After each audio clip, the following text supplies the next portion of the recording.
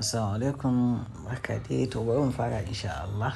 So bari mu fara da bayanai akan key aspect abin da ya shafi shi stock market din. So a nan yadda muke kallo muna da ɗan brief introduction kafin mu tafi practical aspect. So na farko dai shine bari mu fahimci menene stock market. Kaga suka ce to understand what the stock market is.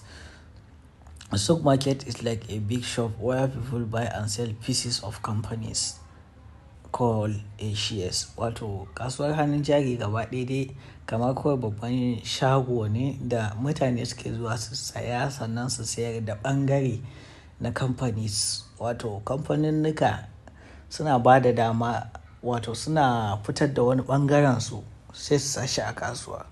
To mutane kuma sai su zo suna sayan wannan ɓangarori na wannan kamfanin nan. Domin in ka sayi share ɗin kamfani to kamar ka sayi ɓangare ne na wannan kamfanin nan. Idan kan kamfanin ta yi performing a kasuwa to kana da benefit ta wannan. Haka kuma idan ta samu falling kai ma zai affecting naka. So in the first term kenan kaga shine suka ce companies sell shares to raise money. Dalilin da yasa haka suke yi companies kuma suke wannan shine to raise money saboda suna so su samu kuɗi, tara wani kuɗi haka nan. Shine suka ce investor buy shares to make profit. Mutane kuma suna sayan wannan shares ɗin ne don samu profit, wato samu riba da shi. Normally wannan haka yake aiki. So sannan shine example is that if you buy one share of MTN, you own a small part of MTN. Wato in ka sayi share ɗin token na MTN guda ɗaya to kaman ka mallaki wani ɓangare ne na MTN. A small ƙaramin ɓangare a cikin kamfanin MTN misali ne. So idan muka zo abin da ya shafi classification kuma concepts da ake amfani da su kuma akwai equity. Wato su equity su ne asalin shares da muke ta magana a kai. When you buy equity you become a part of owner of the company. Wato in ka sayi share ɗin kamfani, shi equity shi su ne shares. To ka mallaki wani ɓangare ne na kamfanin. You make money in two ways. A kasuwar hannun jari ana samun kuɗi ne ta hanya biyu. One, dividend, wato share of company profit. Dividend shine wato ake raba ribar da kamfani ta samu.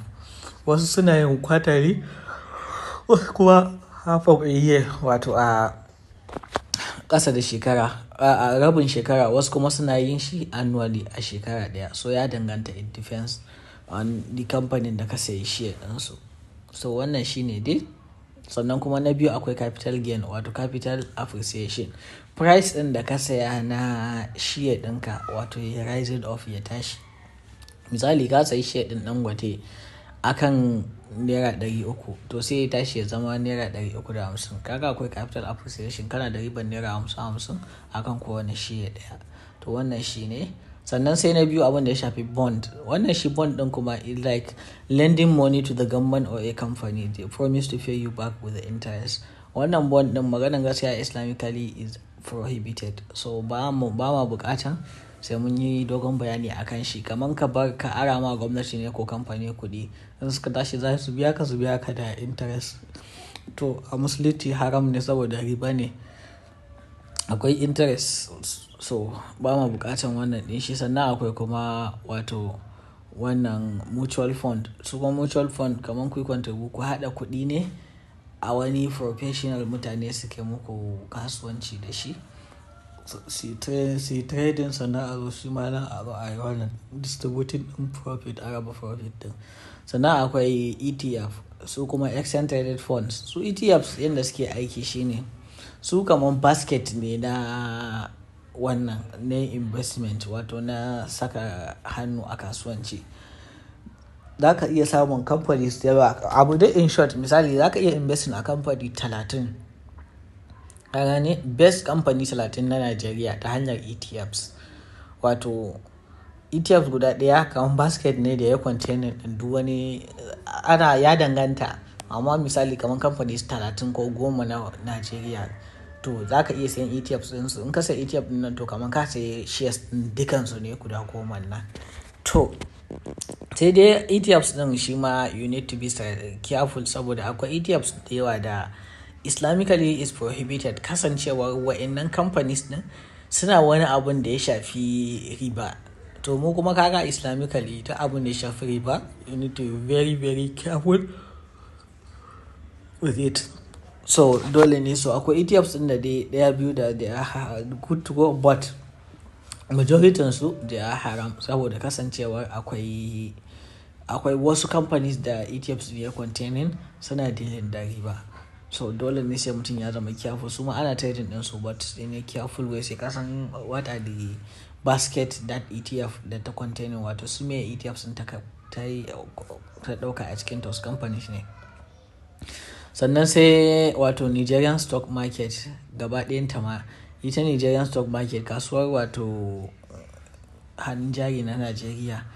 So ana kiranta kasuwar, ana ce mata NGX, wato Nigerian Exchange Group.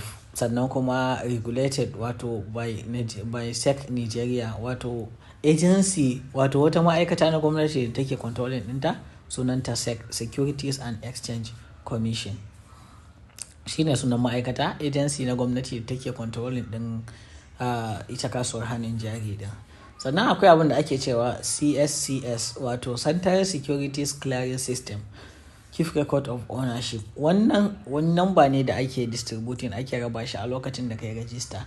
Ya sa haka idan ka je ka bude ko AfriInvest ko Bamboo ko duk wani ko Chaka, duk wani application na sayan hannun jari, bayan ka yi KYC ka yi verification, za ka ga sai ya dauke ka kusan 48 hours sannan su baka wannan CSCS number, wanda ba za ka iya yin kasuwancin ka sai hannun jari ba in baka da shi. In ka je sai za su ce maka your account is pending or something, wanda maka mata haka.